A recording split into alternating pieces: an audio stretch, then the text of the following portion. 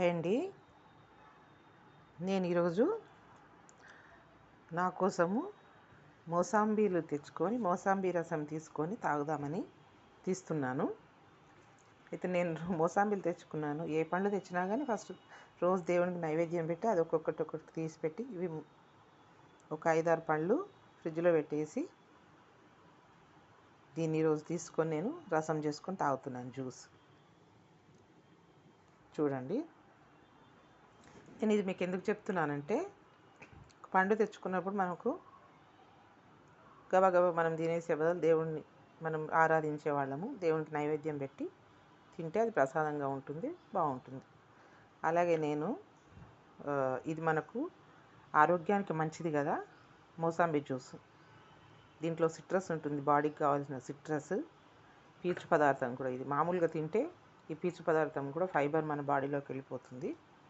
Juice తీసుకొని తాగితే మనకు కాల్షియం అవన్నీ వస్తుంది, ఫుల్ ఎనర్జీ వస్తుంది బాడీకి. కాబట్టి మనం హెల్త్ పరంగా తీసుకుంటే ఈ జ్యూస్ తీసుకొని తాగొచ్చు, ఈ ముక్కలు తీసుకొని తినొచ్చు, పీసెస్ కూడా తినొచ్చు. అయితే నేను ఈ పొట్టు గురించి చెప్తున్నాను ఇప్పుడు. ఏంటంటే, ఈ పొట్టు కూడా మనం పడేయడానికి లేదు, తినడానికో తాగడానికో కాదు. కాకపోతే ఈ పొట్టుని ఆరబెట్టాలి. ఎండ వచ్చినప్పుడు ఫుల్ ఎండలో పెట్టేస్తాము, ఎండిపోతుంది. ఇప్పుడు ఎండలు లేవు, వర్షాకాలం, విపరీతమైన వర్షాలు వస్తున్నాయి కదా, అందు గురించి ఈ పొట్టు తీసి మనం ఒక 2 రోజులు ఫ్రిడ్జ్లో ఒక పెద్ద ప్లేట్లో పెట్టేస్తే కొంచెం ఆరిపోతుంది. తడంతా గుంజేసుకుంటుంది ఫ్రిడ్జ్లో పెట్టినా కానీ.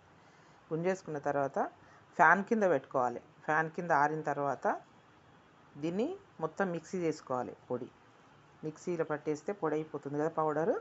దాంట్లో కొంచెం పొడి పక్కన పెట్టుకొని, కొంచెం పొడి 2 రకాలుగా వాడుకోవచ్చు. ఇది మనం మనకు ఇత్తడి పాత్రలు, రాగి పాత్రలు ఉంటాయి కదా, దాన్ని శుభ్రం చేసుకోవడానికి, అవి తళతళ మెరిసిపోవడానికి కూడా, ప్లస్ మన ముఖము మెరిసిపోవడానికి, మన బాడీ మంచి స్మెల్ రావడానికి కూడా ఉపయోగపడుతుంది. ఎట్లా అంటే, కొంచెం పొడి మనం 2 భాగాలు చేసుకుంటాం కదా, ఒక పొడిలోనేమో కొంచెం ఉప్పు లేదా బేకింగ్ సోడా, బట్టలకు వేస్తారు కదా, బట్టల సోడా కలుపుకొని పక్కకు పెట్టుకోవాలి.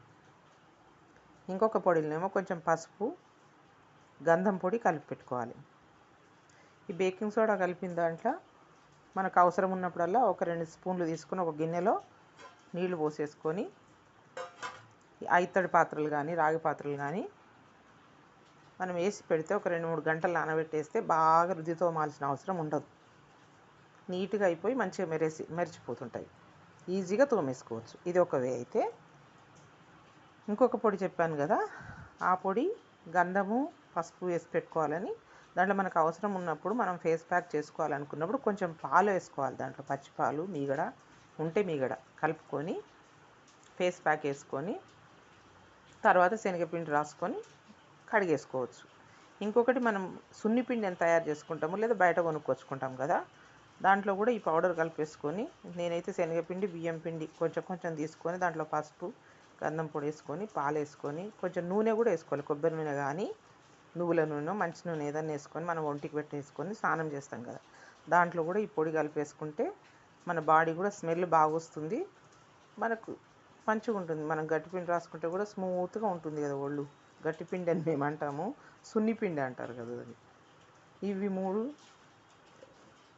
చెప్పడానికే నేను ఈ వీడియో చిన్న ప్రయత్నం చేశాను. ఈ వీడియో ఫాలో అవుతారు అనుకుంటున్నాను. అందరికీ థ్యాంక్ యూ.